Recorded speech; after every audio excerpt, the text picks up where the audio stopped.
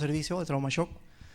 Efectivamente, este tipo de patologías neurocríticas en realidad deberíamos enfocarlas con esquemas puntuales y de hecho lo que es el manejo de la hipertensión endocraniana también no se escapa de ello. Como sabemos, en el servicio de emergencia tenemos muchos contratiempos, uno de ellos es la logística, la cantidad de hacinamiento de pacientes, ya sea en el tema de Seguro Social, Ministerio de Salud o incluso en la parte privada. Hoy en día vemos la gran saturación de pacientes. Así que el manejo de la hipertensión endocraniana nos va a dar tiempos, minutos, incluso máximo algunas horas para poder definir y enfocar un tratamiento o un manejo principal. Como decía, por ejemplo, en la anterior exposición del doctor Oscar Martínez, algo que pude rescatar, yo me quedo con dos palabras, ¿no? Tumor cerebral, manejo, emergencia, corticoide, punto. Porque muchas veces el tema de la radioterapia, la quimioterapia, en estos pacientes, si bien es cierto, amerita y es necesario, pero en el manejo en emergencia, principalmente en trauma shock, que es el punto principal de estas exposiciones, vamos a tener ese límite o esa prioridad.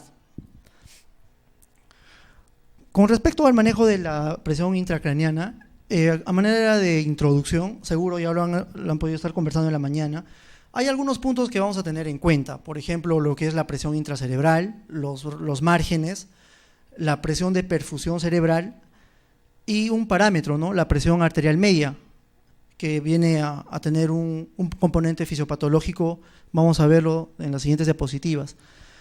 El edema cerebral y la presión intracraniana elevada, o sea la PIC, son causas comunes de morbilidad y mortalidad en los pacientes con lesiones agudas, con lesiones del sistema nervioso central con injuria cerebral aguda.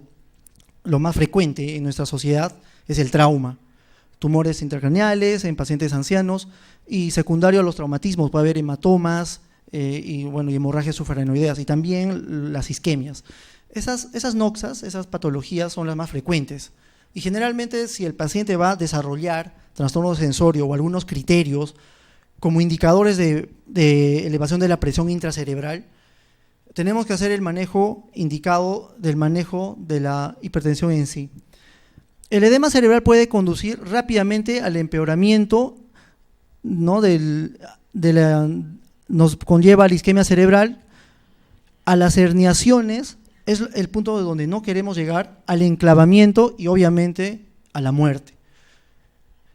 Muchas veces los pacientes jóvenes, en la anterior guardia tuve 2 pacientes en trauma shock, una joven que fue referida de provincia con un hematoma intracerebral secundario a un aneurisma, una hemorragia intracerebral aneurismática. Si bien es cierto, se enfoca la referencia, el manejo, todos pensamos que el manejo principal es el tratamiento quirúrgico, pero los neurocirujanos, que de hecho tienen sus criterios para poder operar a un paciente o no, muchas veces o la mayoría no terminan siendo operados, por muchas razones que quizás ahorita tampoco no lo vamos a entender. Pero no se trata de simplemente, no se opera y punto, ¿no? Neuroprotección, temperatura, sodio, no se trata de eso. Esa paciente, si no se va a hacer un manejo adecuado, todos sabemos cuál es el pronóstico. El pronóstico es malo. Pongámonos en el enfoque de que esa paciente es un familiar nuestro, en el futuro quizás hasta vamos a estar en esa condición, Dios no quiera, y estos puntos, si no se toma a consideración, terminan en eso, en enclavamientos y muerte cerebral. Los puntos a tratar en esta exposición son 3. Primero vamos a tener claro algunos aspectos fisiopatológicos para poder entender el tratamiento de emergencia. Segundo punto, vamos a hablar sobre el manejo en sí, manejo médico, que es lo que nos compete a nosotros como emergenciólogos, y algunos criterios como manejo cuando el paciente amerita un manejo quirúrgico, porque muchas veces en emergencia vemos un dolor abdominal, llama al cirujano. No, o sea, al cirujano al cirujano de abdomen se le llama para que opere. Al neurocirujano se le llama cuando tiene que entrar a sala a operar. Entonces, si no tiene criterios, en realidad, bien o mal tendrán cosas que hacer o tendrán criterios, dejan sala de operaciones, dejan de ver sus pacientes. y vienen, ¿no? Entonces, vamos a repasar cuáles son aquellos criterios para que el paciente entre a sala. Este es el primer punto, creo que ya todos lo sabemos. Estos conceptos, en realidad, vamos a hablar que más de una vez sobre Monroe y Kelly. La doctrina de Monroe y Kelly, que esto lo hemos visto desde pregrado, ¿ya? Desde todos, que cubría ese manejo de personal de salud. Algunos puntos que se repiten y que pese a que estas doctrinas son de 1700, incluso 1600, hasta la fecha no modifica, no cambia, o sea, no hay una teoría que cambie todo, ¿no? Entonces, permanecen y se mantienen y cada vez más tienen relevancia como tal. El tejido cerebral, la masa encefálica, corresponde al 80% del volumen. El líquido cefalorraquídeo y la sangre, ambos, cada uno 10%. Entre los tres, son los tres elementos principales, líquido cefalorraquídeo, sangre y masa encefálica, es el 100%. El tejido cerebral, más o menos en centímetros cúbicos, representa 1400, 1500. El líquido cefalorraquídeo, 150 centímetros cúbicos. De igual manera, el volumen sanguíneo. Ahora, si te metes en política, ahí se baja, ¿no? Pero es algo todavía que no está demostrado. No, mentira, una broma, cuidado, no se moleste. En relación a la presión de perfusión, estos son 3 puntos que vamos a repetir: presión de perfusión cerebral, presión arterial media y la presión intracraneana. El flujo sanguíneo cerebral, imaginen una masa encefálica con las arterias y venas a nivel cervical que va entrando, ingresa y sale. Ese flujo sanguíneo cerebral va en relación a 2 parámetros, como está acá. Este flujo sanguíneo cerebral va en relación a 2 parámetros. A una presión que tiene que vencer, a una presión de perfusión cerebral, su nombre indica, una presión que tiene que vencer para que pueda ingresar y perfundir la masa encefálica, en relación a una resistencia vascular cerebral. Estos 2 parámetros hacen que se determine una cantidad suficiente de flujo sanguíneo cerebral. Este flujo sanguíneo, ustedes cuando van al supermercado, varias veces me ha pasado cuando me dicen, le digo al señor, señora, dame mortadela, hot dog, ¿no? ¿Cuántos gramos? Me dice, a ver, 100, le pone 100. Ahí me recordaba, ¿no? 50 centímetros cúbicos de sangre, 50 centímetros, un par de ampolitas de 20, 50 centímetros cúbicos perfunde a 100 gramos de masa encefálica. Obviamente el cerebro es el órgano de toda la economía que representa solamente el cerebro entre 25 a 30% del gasto sanguíneo cerebral, del gasto cardíaco. Es bastante, es considerable, ¿ya? Estos 2 parámetros, la presión de perfusión cerebral y la resistencia vascular cerebral, también reflejan una diferencia de presión arterial media, esta presión de perfusión cerebral, que es lo que nos interesa al fin y al cabo. Todo el tratamiento médico en las primeras horas va encaminado a este parámetro, la presión de perfusión cerebral. Va a reflejar una diferencia de la presión arterial media, de nuestra PAN, nuestra presión arterial media, menos esta presión intracerebral, ¿ya? Entonces, estos 3 puntos se repiten de manera constante. Cualquier literatura que repasemos, veamos, de manejo de la presión intracerebral, vamos a hablar de estos 3 parámetros. Presión de perfusión cerebral es la diferencia de la presión arterial media y en relación a la presión intracerebral. Ahora, tenemos obviamente parámetros de normalidad, como cualquier elemento a medir. Y la presión intracerebral en adultos se considera 15 milímetros de mercurio, que obviamente en algunos puntos hay cambios, ¿no? Incrementa transitoriamente la tos, el estreñimiento, estornudos, maniobras de Valsalva, pero jamás va a pasar este parámetro, 20 milímetros de mercurio. Cuando va más allá de 20, incluso hay unos niveles de leve a moderado severo, se considera ya patológico. O sea, mayor a 20 milímetros de mercurio se considera hipertensión intracerebral. Y esto es lo que les mencionaba. Este gráfico es constante, lo vemos varias veces, ¿no? Acá vemos tres gráficos que quiero que enfoquen. Este es el cerebro, la masa encefálica. Y acá vemos un hematoma subdural o epidural. ¿Qué tipo de hematoma es esto? ¿Alguien que...?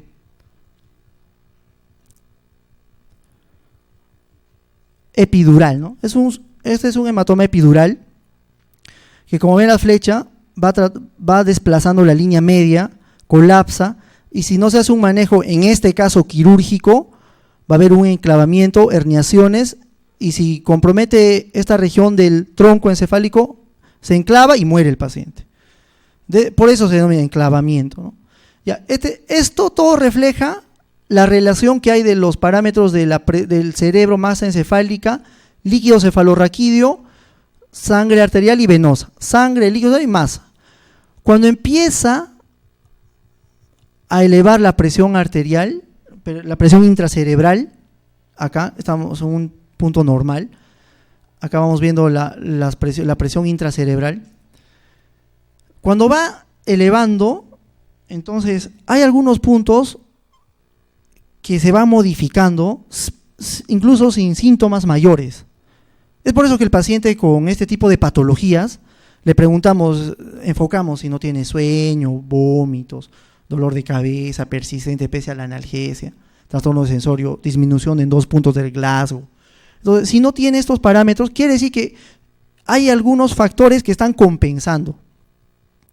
¿Qué compensan? Por ejemplo, primero sale líquidos cefalorraquídeo, sale volumen sanguíneo, volumen venoso, el drenaje del componente venoso disminuye, y si por A o B, pese a ello, persiste esta presión intracerebral, ya no va a poder, esta es una bóveda cerrada, como podrán ver, entonces ya no va a desplazar, no hay ningún lugar como en el abdomen, por ejemplo, se embalona, ¿no? Pero no se puede, no logra, entonces no hay a dónde ya acomodarse y se desencadena la hipertensión intracraneana. Esto es lo que les mencionaba, lo puse para que tengan en cuenta. Toda esta doctrina, estos componentes no son evaluados o no son hablados de manera contemporánea. Se comentaron en 1780, mira, casi más de 30 años. Morrow primeramente y Kelly 40 años después plantearon dichas leyes, pero aún no consideraban incluso líquido cefalorraquídeo, lo minimizaban, y era un parámetro importantísimo porque es un factor para la acomodación de la presión intracraneana. ¿Ya? Entonces, bastantes años atrás ya se mencionaba y se manejaba todo esto. Y acá, como podrán ver, esta es una etapa compensatoria donde, pese al incremento de la presión intracerebral, no va a haber ninguna alteración generalmente clínica o mayor. Pero si esto persiste, de manera exponencial, incrementa marcadamente, mire, 3 veces, en minutos nada más, ¿no? Y hay fases incluso, algunas literaturas los denominan en fases. La primera etapa, una fase, ¿no?, donde hay alta compliance y baja elasticidad. La segunda, intermedia, y donde ya acá no hay espacio para poder acomodar la masa encefálica. Entonces esta es ya una etapa crítica. No se va a hacer nada, entonces el cerebro está muerto. A procura podemos llamar, ¿no?, trasplante de órganos y todo, si no se hace nada. Y lo curioso es que es un círculo vicioso, ¿no? Acá dice, un círculo vicioso del aumento de la presión intracerebral. Cuando aumenta la presión intracerebral, digamos, en esta imagen, acá se está aumentando la presión intracerebral. ¿Qué es lo que pasa fisiopatológicamente? Disminuye la presión de perfusión, obviamente, ¿no? Si aumenta, hay una resistencia, la puerta, alguien está empujando atrás, no voy a poder ingresar. Entonces, al aumentar la presión intracerebral, disminuye la presión de perfusión cerebral, disminuye la resistencia vascular, aumenta el volumen sanguíneo cerebral, aumenta la presión intracerebral. O sea, es un círculo, no se detiene. Y en esto también hay algunas teorías de manejo de tratamiento médico, ¿no? Hay un algoritmo europeo de Suecia, donde tratan de bajar el volumen sanguíneo cerebral, algo inicialmente era cuestionado, pero de manera inmediata se notó o se verificó que disminuía la presión intracerebral.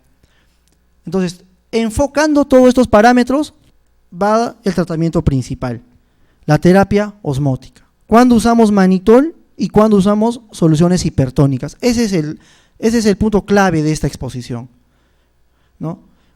Si por A o B estamos en otro punto, en periferia, en otro policlínico, en otra ciudad, qué sé yo, si vamos a hablar de transferencia de pacientes, referencia, o incluso en nuestro propio escenario, hasta que el paciente se desocupe sala de operaciones, tenemos que enfocarnos en qué momento o qué elementos vamos a utilizar. ¿Ya? Todo lo que les he estado comentando es la importancia. La importancia de esta exposición es evitar el tema de la interrupción del flujo sanguíneo y por ende todo lo que la cascada que desencadena, y evitar obviamente el punto crítico, que es la herniación. Ahora, como les comentaba, el manejo de la hipertensión endocraniana tiene etapas. Yo he encontrado de 3 y 4 etapas. Lo he considerado las 4 etapas para hablarlo así brevemente, puntual, cada una de ellas. La primera etapa es donde existe modificación del volumen intracraneal, obviamente a expensas de desplazamiento de uno de los componentes, ya sea del líquido cefalorraquídeo o de la sangre, componente venoso. Acá no se observan variaciones cuantitativas de la presión intracerebral. Y esto, por ejemplo, más de uno seguramente lo ha vivido, lo ha escuchado. Por ejemplo, yo lo he escuchado alguna vez. Un primo me dijo, sufrió un accidente de tránsito, sus amigos, era una sociedad así de lucha contra el ambiente, que se fueron por Arequipa a ver no sé, un tema de los bosques y todo. La cosa que en una camioneta subieron varios chicos, porque ya no había movilidad, y adelante también estaba ocupado. El carro va y en una de las curvas se voltea la camioneta, y todos los chicos se golpean y todo. Uno de ellos, quien se levanta y les ayuda, ¿no? Es quien ayuda, llama a los bomberos, jala a los chicos, y él dice supuestamente está todo bien. Pasado unos 10, 15 minutos, colapsa. Ya se desmaya, llegaron los bomberos y al final murió, falleció. Entonces, en esa primera etapa, es esta primera etapa, ¿no? Donde se compensa cualquier tipo de volumen nuevo, hematomas epidurales, subdurales, traumáticos. Hay una etapa donde compensación, ¿no? Donde hay un desplazamiento tanto del líquido cefalorraquídeo como de la sangre. No se observan generalmente variaciones dentro de la presión intracerebral y tampoco hay mayor sintomatología. Pero aquel paciente que tiene alguna NOx, algún antecedente, ya pues tenemos que estar evaluando eso, ¿no? Varias veces, también, hace último en la parte privada, un anciano que estaba cruzando la pista, que el carro le había como que, no le llegó a impactar, pero le asustó y sufrió una caída. Yo ya estaba con la hora, la verdad, ya me quería ir. Le digo, ya, tomografía, que lo vea mi colega. Una tomografía así en la cabeza. Me llamó, oye, ese paciente que lo viste, el abuelito, sí, ¿qué fue? Va a entrar a la sala, hematoma epidural. Ah, mira, o sea, el paciente estaba tranquilo, no quería irse, ¿eh? No, señor, tiene que tomar tomografía. No, pero me siento bien, mi hija me tiene que recoger, me tengo que ir. Ya le pedimos y bueno, es la primera etapa. En la segunda etapa, es una etapa de subcompensación. Se produce una elevación de la presión intracerebral, comienza a aparecer síntomas como consecuencia de la resistencia a la entrada de sangre al lecho vascular cerebral, y generalmente puede o no haber algunos síntomas, pero lo que principalmente encontramos, hay hipertensión arterial y bradicardia. Hay algunos síntomas ya que acá empiezan a alterarse, ¿no? Vamos a ver en un momento por qué. La tercera etapa, ya definitivamente, es ya donde los mecanismos de compensación o los buffers son insuficientes para compensar la variación de la magnitud de la presión intracerebral. Comienza a desplazar tejido cerebral, ¿no? Acá vemos el desplazamiento de la línea media, colapsa los ventrículos laterales, empieza a haber cuadros de herniaciones. Ya acá sí, al paciente ya hay un Glasgow marcado, la tomografía es evidente, la clínica para que ya, ¿no? Los síntomas es abundantes, hay alteración de sensorio. Este es el resultado ya de la hipoxia y de la isquemia cerebral. Ya hay una alteración marcada de la perfusión cerebral, lo que inicialmente comentábamos. Y obviamente la cuarta o la última etapa es en la que no quisiéramos tener un paciente en estas condiciones que, por último, ni siquiera viene neurocirugía y dice, no, ya mal pronóstico, Glasgow 3, 4, ¿no? Ya no hay nada que hacer, volumen extenso, no quirúrgico. Entonces, tampoco queremos llegar a este punto, ¿no? Conduce a la irreversibilidad de proceso, porque ustedes saben, el cerebro dañado, cerebro isquémico, no se recupera, ¿no? Es materia perdida, tejido perdido. Obviamente acá ya es un periodo terminal y solamente está en función a algunas reacciones autónomas, ¿no? Entonces, esta es la última etapa en la que no queremos llegar. Y justamente lo que les comentaba, ¿no? Los grados, habíamos comentado que hasta un punto de 20 milímetros de mercurio ya se considera hipertensión intracerebral. De 20 a 30, algunas literaturas consideran leve, moderado y severo. Pero esto es principalmente para hacer el seguimiento del paciente, ¿no? Paciente que ingresa y vemos que está con con una presión intracerebral de 30 a las 6, 8 horas, sigue aumentando, entonces algo está mal, ¿no? O ya posteriormente está en 30, 28, ya tenemos una mejora significativa, porque de un punto a otro, incluso muchas veces ya se considera punto para la muerte cerebral. Y este es un cuadro donde las principales causas que nosotros vemos en emergencias en relación a la hipertensión intracerebral, ¿no? Va a expensas de parénquima, cuando hay ACVs isquémicos extensos, malignos se denominan, incluso alteraciones en electrolitos nos pueden condicionar a hipertensión intracraneal, las hiponatremias por alteraciones de edemas, hay 4 o 5 tipos de edemas, en este caso hay un edema citotóxico, ¿no? Ahora, con respecto a la causa del líquido cefalorraquídeo, hidrocefalia por quistes aracnoideos, cuando producen cantidad de líquido cefalorraquídeo y al final tenemos que estar haciendo algunas derivaciones, ¿no? Pero lo habitual está en rojo. A nivel de volumen agregado, hablamos de los hematomas subdurales, epidurales, contusiones hemorrágicas, hemorragias intracerebrales y obviamente los traumatismos, ¿no? Los TEC. En relación a la clínica, va a depender de la magnitud, de la cinemática en el caso de trauma, en el caso de la presentación clínica, de esas cefaleas atípicas que no remiten con los analgésicos o con algunos síntomas más allá, ¿no? Entonces, va desde simples cefaleas hasta cuadros, ¿no?, neurológicos, midriasis, alteraciones de la pupila, reflejos corneales. En realidad, para hacer un diagnóstico de hipertensión intracerebral solamente con la clínica no basta. Y ese es otro punto importante. Para hablar de un manejo adecuado de presión intracerebral, lo adecuado es justamente ello, ¿no?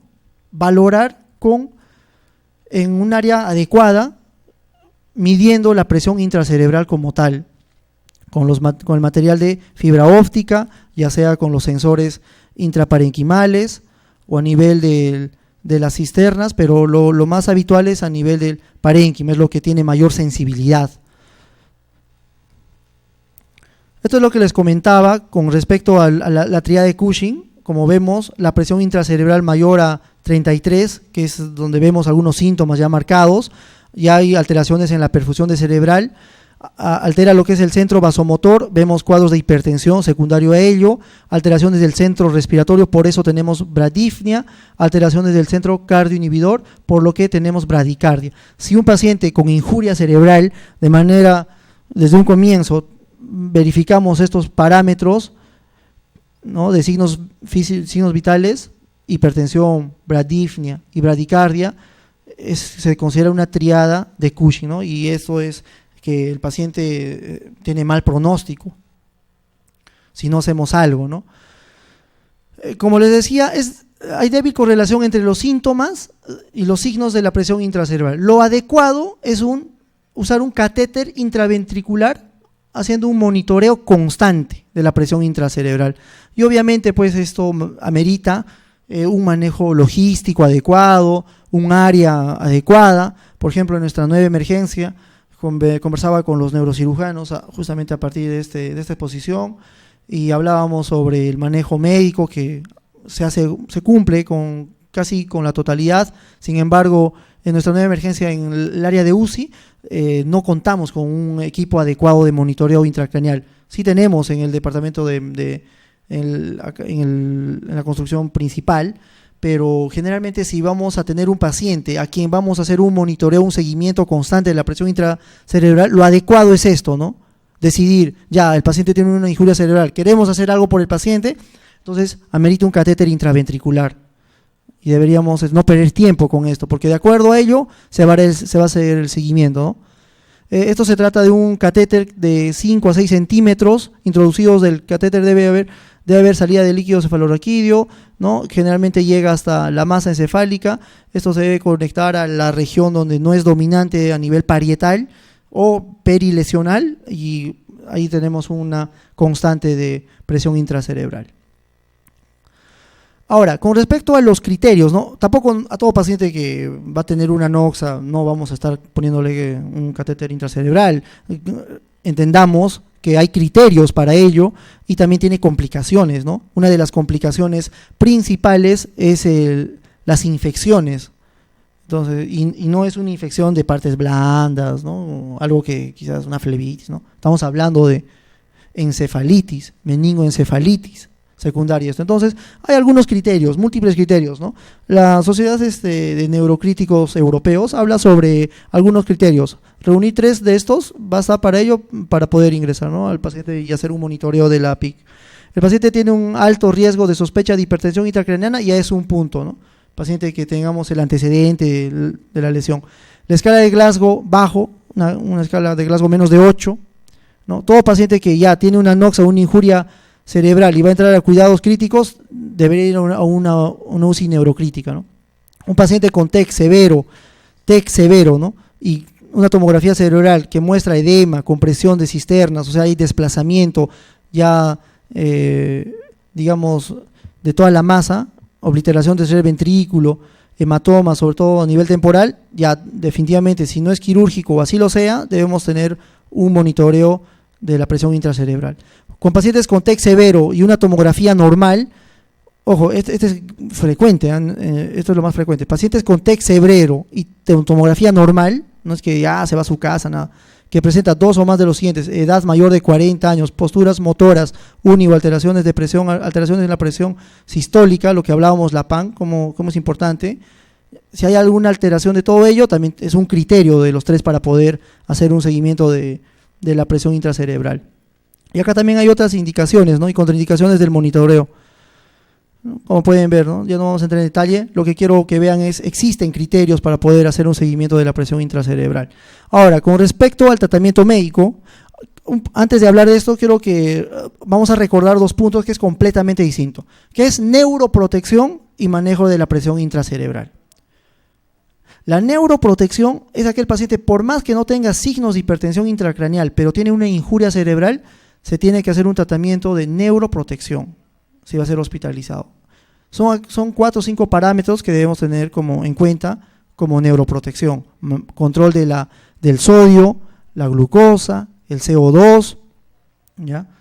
La temperatura. Eso es distinto al manejo de la presión intracerebral como tal. Ahora, con respecto al manejo de la presión intracerebral, manejo médico y manejo quirúrgico. Muchas veces ambos, uno después del otro, o solamente, en ocasiones solamente el manejo médico. No todos van a operarse. Es por eso la importancia.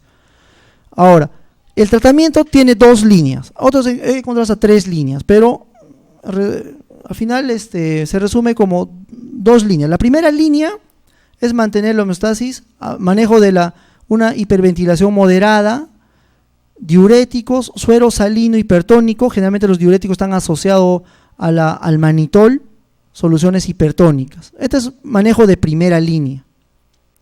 Si esto, pese a todo este manejo, y el paciente no tiene criterios o no va a entrar a sala de operaciones, o tiene criterios, pero por X motivos, como es muchas veces nuestro escenario, por X motivos no va a entrar a sala, a veces no hay disponibilidad, no hay sala disponible, o en ocasiones hemos escuchado de que la sala está bloqueada por Baumann, sepsis por un paciente con Baumann ingresó, o sea, múltiples causas, no va a entrar a sala. Entonces vamos a hacer el tratamiento, si no responde a esto, el tratamiento de la hipertensión refractaria, segunda línea, lo que es coma barbitúrico y la hiperventilación forzada, con estos parámetros de CO2.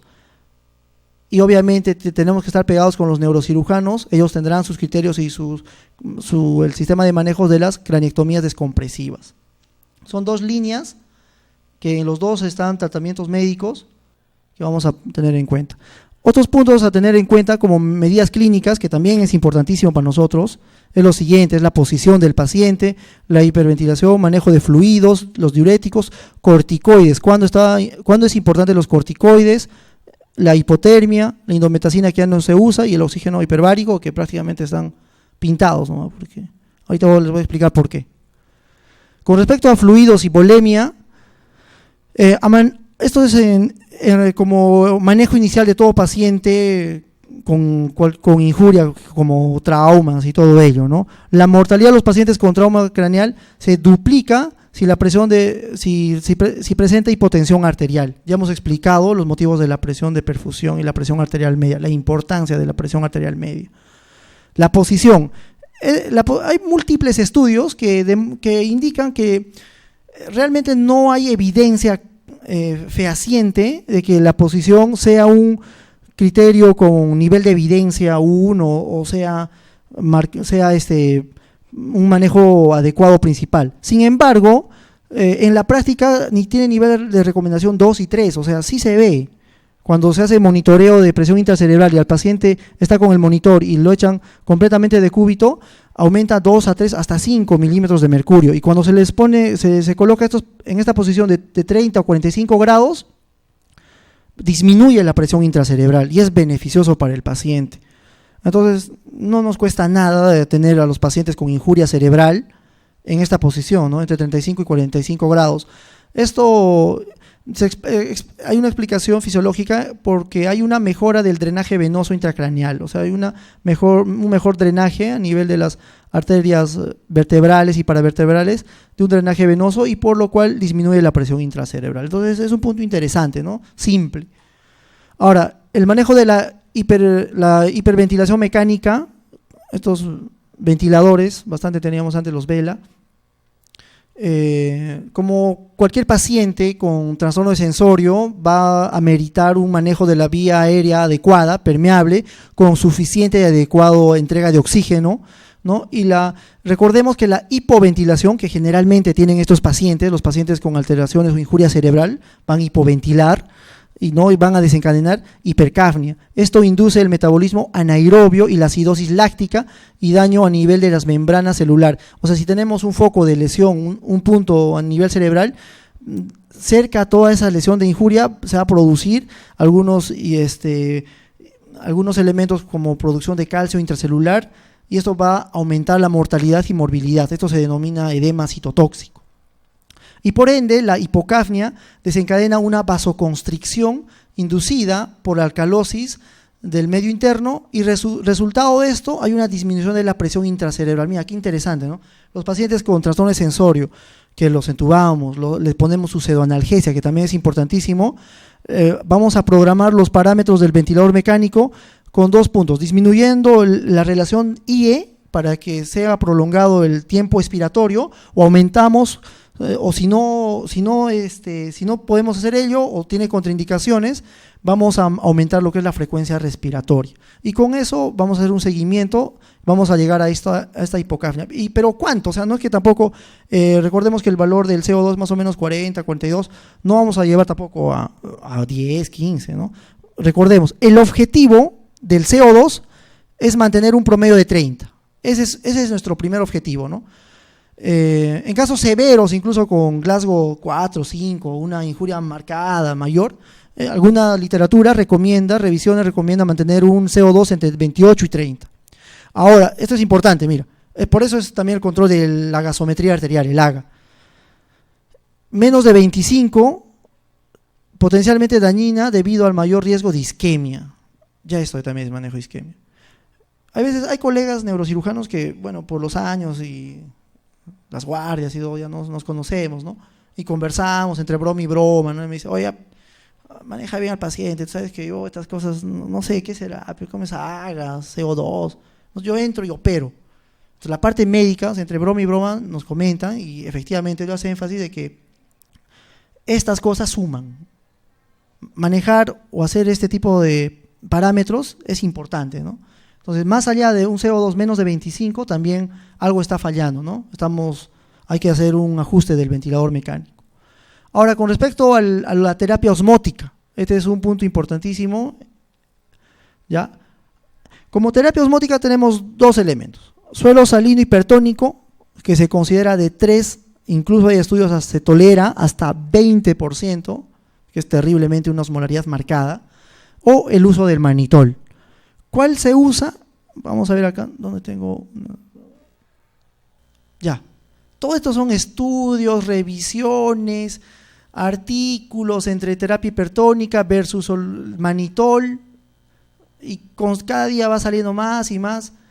En conclusión, tanto acá vemos soluciones hipertónicas versus manitol.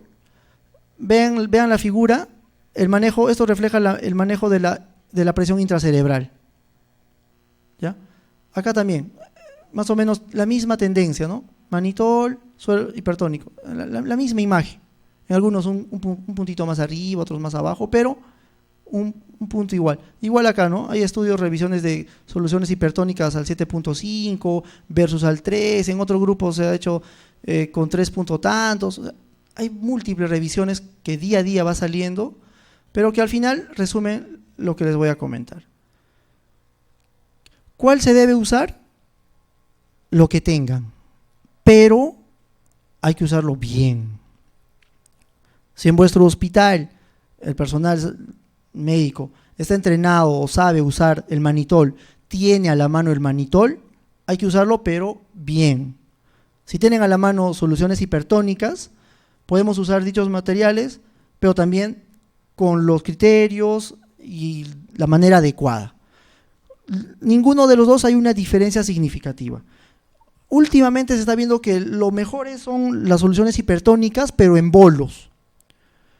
Estos estudios se desarrollan, obviamente, en ambientes donde, como están siendo estudiados, milimétricamente se mide los volúmenes, la cantidad, el método, la vía de acceso, la cantidad del personal, tienen el recurso, el material logístico. Obviamente lo que no es muchas veces nuestro escenario, no es nuestra realidad.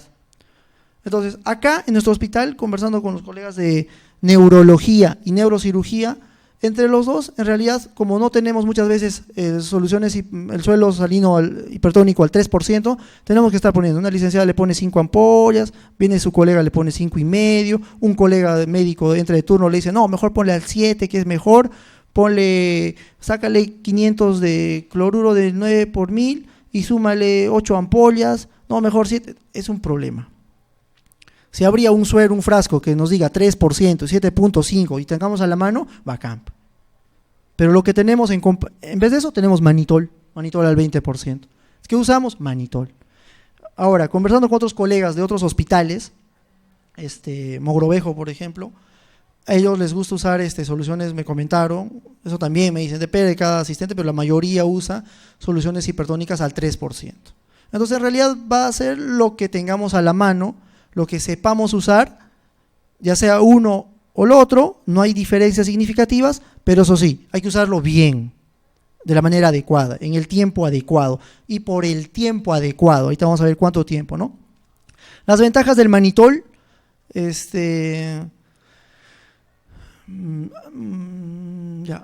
reduce la resistencia del parénquima cerebral a la compresión, provoca vasoconstricción cerebral, modifica las características reológicas de la sangre, esto es importantísimo, o sea, al ser una sustancia hipertónica intravascular, jala bastante fluido a nivel intravascular y hace que es como una piscina más amplia, ¿no? Entonces, modifica la característica reológica de la sangre por hemodilución y aumenta la deformabilidad eritrocitaria, o sea, tiene como que más espacio para poder expandirse los glóbulos rojos y llegan a la zona de penumbra a nivel de la injuria cerebral y hay un mejor aporte de oxígeno y de nutrientes.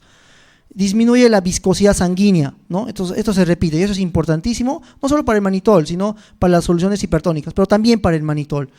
Disminuye la resistencia vascular cerebral, aumenta el volumen intravascular circulante y por consecuencia la presión arterial media, aumenta la PAN, el gasto cerebral, la presión de perfusión cerebral, o sea, mejora a nivel cerebral la perfusión, ¿no? Ahora, las desventajas, este punto, ¿no? Tiene un efecto de rebote solo cuando se usa de manera prolongada. ¿Y cuánto es prolongado? Más o menos 72 horas, entre 48 y 72 horas. Suficiente para decir, ya, el paciente debe entrar a la sala, sí o no, ¿cómo es? ¿Lo opera o no lo operan? Ya, lo tenemos 2 días. Ya, pero ¿qué has hecho en esos 2 días? O sea, tú de tu parte, en la parte médica, en emergencia, ¿qué has hecho? ¿no? Hemos hecho el manejo de manitol, manejo de hipertensión intracerebral, pero si pasamos más allá de los 3 días, 24, 48, 72 horas, hay un fenómeno de rebote. Va a haber hipertensión intracerebral. Hay que tener en cuenta eso. Ahora, la osmolaridad mayor a 320 puede provocar daño renal. Entonces, aquellos pacientes ancianitos, abuelitos, que ya tienen una depuración de creatinina baja, o mayor aún, pacientes con falla renal de algún grado, hay que tener en cuenta esto. No quiere decir que no le demos, hay que darle la dosis mínima. Ahorita vamos a ver la dosis. Ya causa edema pulmonar por atrapamiento de macromoléculas, como son, el manitol es un azúcar alcohol, entonces capta macromoléculas y puede desencadenar edema agudo de pulmón. Entonces, hay veces pacientes con injuria cerebral, no, le han pasado mucho cloruro. No necesariamente es eso, ¿no? Es efecto secundario del manitol. Causa acidosis y hiperpotasemia por efecto de la acidosis, ¿no? Y eso también es importantísimo. La vía periférica, de preferencia, tiene que ser de grueso calibre porque produce una flebitis química. Y por ende, si vamos a usar manitol, mejor poner su catéter. Ya, no hay problema, nosotros acá, paciente va a requerir sedación, analgesia, ventilación mecánica, fluidos, se descompensa, catéter. Inmediatamente ponen su catéter. Y esta es la dosis. La dosis tiene como dosis de carga y una dosis por horarios. La dosis es de 0.25 a 1 gramo por kilogramo de peso intravenoso STAT. Otras literaturas mencionan hasta 3 gramos. ¿Ya?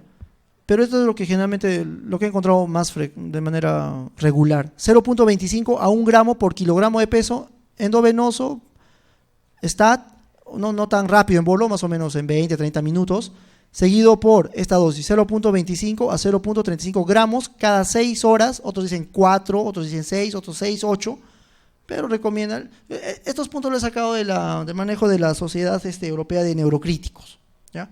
Así que cada 6 horas por 72 horas. Recordemos que nuestro manitol viene al 20%, 1 litro, equivale a 200 gramos, tenemos 200 gramos. Ejemplo, si nuestro paciente pesa 70 kilos, que es un promedio de los pacientes adultos, con esta dosis 0.25 por kilogramo, o sea, por 70,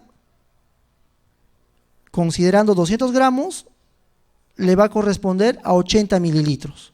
De 80 con 25. Y si es de 1, dosis, no, ponle dosis mayor, no tiene falla renal, tiene injuria considerable, va a entrar a sala próximamente, ya, ponle 1 gramo, o sea, ya, quiere darle todo, ya.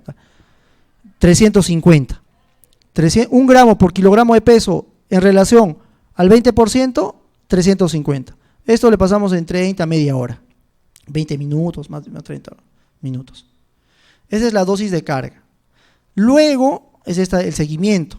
De 80 con esta dosis de 0.25 y 122 con 0.25 centímetros cúbicos. Este es CCA, cada 6 horas.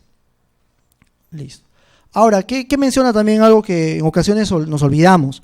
Pasado 15 o 20 minutos de la dosis de carga, se recomienda, si no tiene contraindicaciones, se recomienda darle un diurético de asa, furosemida, una ampolla de furo. ¿Por qué?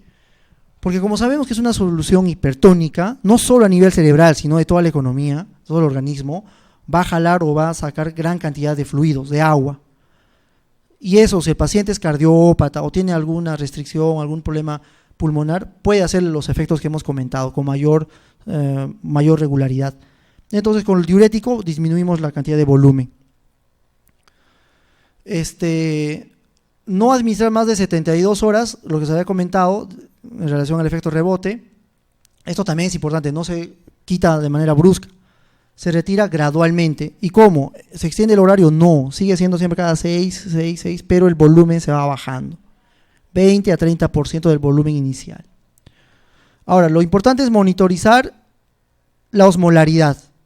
Ese es otro punto importante, lo que hacemos de LAGA, ¿no? Si bien es cierto, se puede sacar con la fórmula del sodio, el 2 por sodio más la glucosa entre 18 más la urea entre 6, pero lo importante es esto en los exámenes de gases arteriales, al menos en nuestro hospital, también tiene como seguimiento de la osmolaridad.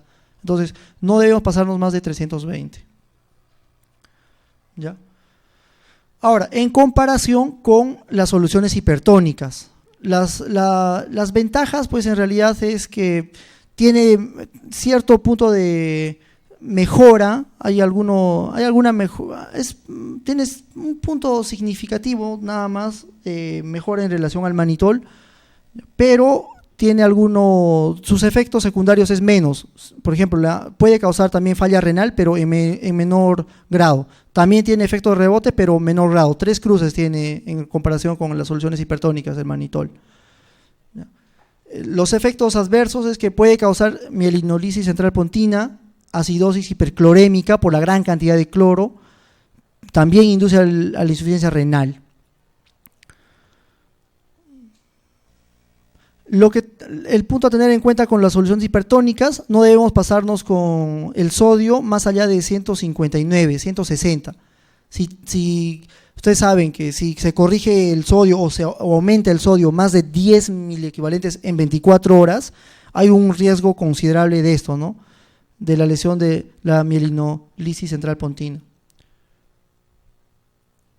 Las características o acciones de las soluciones hipertónicas son similares a las anteriores. Hay mejora a nivel hemodinámico, mejora la presión de perfusión, porque al final terminan siendo similares, ¿no? Son también sustancias hipertónicas. Viene dentro del tratamiento de la osmoterapia. Mejora la microcirculación, similar al manitol. Mejora lo que es el flujo sanguíneo cerebral. También se considera como elemento inmunomodulador y neuroquímico, ¿no? Pero lo que más nos importa son estos primeros parámetros. Ya que están, ¿no? Las diferencias entre el manitol y las soluciones hipertónicas. Este parámetro es importante en relación al coeficiente de reflexión. Sabemos que el sistema nervioso central tiene plexo coroideo, o sea, la capa endotelial del sistema nervioso es distinto a otras partes del organismo, y ambas sustancias, como son hipertónicas, digamos, estos espacios entre el endotelio es mucho más pequeños en relación a estas sustancias grandes hipertónicas, pero también hay una pequeña diferencia y un punto a favor en relación a las soluciones hipertónicas, que es 1, y para el manitol es 0.9, que en realidad en la práctica no hay ninguna diferencia significativa. La osmolaridad, cuando hablamos de manitol al 20%, mire, tienen esta osmolaridad. 280 a 310, 320 se considera fisiológico, y el manitol al 20% tiene esta osmolaridad, 1100. Ahora, la osmolaridad de soluciones hipertónicas, el 0.9, que es casi la que se aproxima al estado fisiológico, es de 308, por eso se denomina soluciones hipertónicas. Pero al 3% ya es 1026, al 7.5 es 2500, al 23 es 8000. Se dan cuenta, la gran cantidad de carga osmótica es considerable, ¿no? Y bueno, y acá tenemos la solución de las concentraciones de las soluciones hipertónicas, al 3, al 7.5. Al 3 tiene 513 miliequivalentes, al 7.5 1283 miliequivalentes, y al 23% 4000 miliequivalentes de sodio. ¿Cómo se prepara? Ya, tenemos acá, para preparar la solución al 3%, 5 ampollas de hipersodio, 5 ampollas y media al 20%, más 900 centímetros cúbicos de nuestra solución salina normal, al medio normal, 0.9. Ambos tienen esta equivalencia, ¿no? 512 miliequivalentes, que es casi próxima a estos, al 3%, casi igual, ¿no? Al 3%. Así se prepara, si queremos prepararlo. De igual manera requiere una vía central, por los efectos también mencionados. No se ha probado que sea más efectiva que el manitol. Se puede, en relación también a esto, si vamos a darle en infusión continua o en bolos, hay estudios que tampoco mencionan una que es mucho mejor que la otra, o sea, no hay una diferencia significativa, pero por el tema de tiempos, lo que está hoy en día demostrado o se está siguiendo la línea es que sean en bolos. Siempre no pasarnos una cantidad determinada, ¿no? Esto es lo que les mencionaba. La solución al 7.3 es la unión del suero fisiológico 190 centímetros cúbicos más 2 ampollas de hipersodio, al 20%. ¿Ya? Eso más o menos hace un volumen de 7.3, esto pasarlo en 30 minutos. La solución al 3%, lo que ya conocen, 900 de suero fisiológico más 5 ampollas y medio. ¿Ya? Esto pasarlo a una velocidad de infusión de 50 a 70 centímetros cúbicos por hora. Muy bien. Los bolos intermitentes, si queremos pasarlo en bolos intermitentes, tiene que ser cada 20 minutos, por 20 minutos cada 4 horas. Máximo de nuestra preparación de 1 litro al día, o sea, no le podemos poner más. Manteniendo una osmolaridad plasmática por debajo de 320. ¿Ya? El principal problema, como les había comentado, la neuroprotección, dentro de la neuroprotección, uno de los parámetros es el sodio. Y acá estamos jugándonos con el sodio, con hipernatremias. Entonces va a ser un poco complicado. Es por eso que si no vamos a estar pegados al paciente, no vamos a estar solo con ese paciente, o sea, en una unidad adecuada, no va a ser muy recomendable esta terapia, por estos efectos secundarios. ¿Ya? Aquí está lo que les había comentado, los estudios, todo lo demás. Con respecto a los corticoides, no está demostrado o no se recomienda para TEA, ACVs isquémicos o hipertensión intracerebral traumática. Pero sin embargo, lo que sí ha demostrado es en los tumores. O sea, paciente que viene con signos de hipertensión intracraneal con una masa encefálica secundaria a tumores, corticoides, como manejo de primera línea, junto a los demás si amerita. El tratamiento principalmente con dexametasona o metilprednisolona. Ya, para no alargar, la dosis de la dexametasona, 10 miligramos en bolo, ¿ya? Seguido de 4 miligramos cada 6 horas. Listo. Bueno, y este es el manitol que ya lo hemos comentado. Hasta acá es el tratamiento de primera línea. Ahora vamos a pasar al tratamiento de segunda línea. Si pese a todo lo demás, a todo lo que se ha hecho, hay aún signos de hipertensión intracraneal o haciendo nuestro seguimiento con nuestro monitoreo de intracerebral, hay todavía signos de hipertensión, vamos a usar tratamiento de segunda línea, que es el coma barbitúrico. ¿Esto qué provoca? Vasoconstricción de tejido normal, reduciendo la presión intracerebral. Hay un fenómeno de Robin Hood. ¿Qué quiere decir eso? Que jala o saca flujo sanguíneo o volumen sanguíneo de las zonas que están normal perfundidas y lleva a las zonas de penumbra, a las zonas de isquemia. Disminuye la actividad metabólica del encéfalo y por lo tanto el consumo de oxígeno. Disminuye la formación de edema, acumulando la acumulación de calcio intracelular y estabiliza las paredes lisosomales. ¿Ya? Eso. La dosis o el medicamento recomendado es el tiopental, es el que tenemos en el seguro, contamos con este medicamento.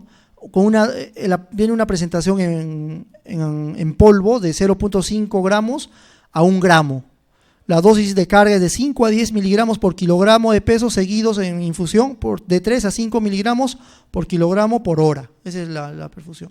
Y con respecto a para terminar, 2 diapositivas, la hipotermia, también mencionan por qué disminuye la actividad metabólica. O sea, si la actividad metabólica cerebral está disminuida, no va a haber un consumo de oxígeno y bueno, se plantea que tiene un pronóstico mejor el paciente.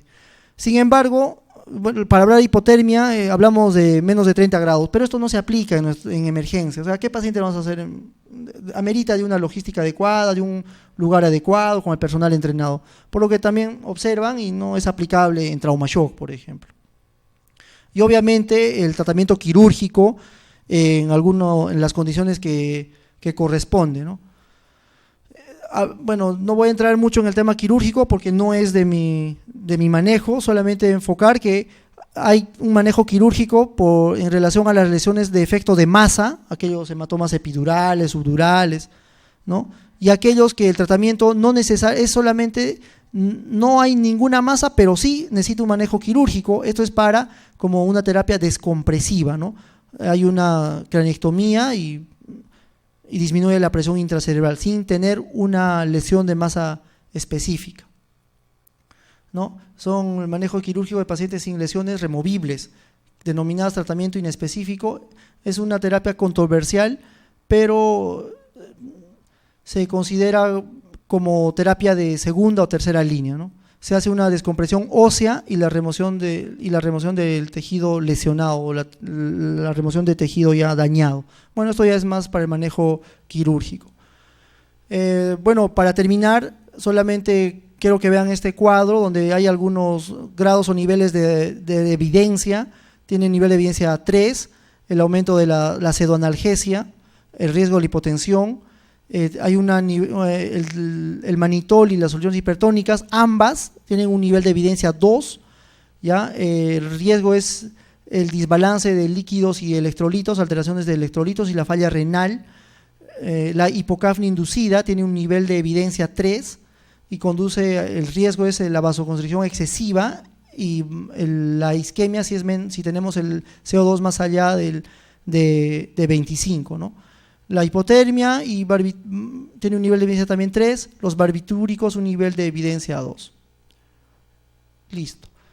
Para finalizar, este es el tratamiento de primera línea, que si el paciente no va a entrar a la sala de manera inmediata, vamos a hacer la neuroprotección, la pseudoanalgesia, la ventilación mecánica con el manejo del CO2, ¿no?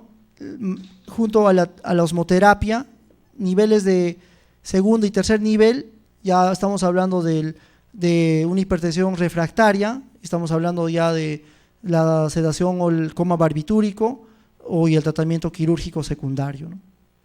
Listo, eso es todo. Gracias. Gracias, doctor Víctor Ramos, por su excelente exposición. ¿Alguna pregunta de parte del público? ¿Alguna pregunta, inquietud o escenarios que hayan pasado en vuestros hospitales? Sería interesante compartirlos.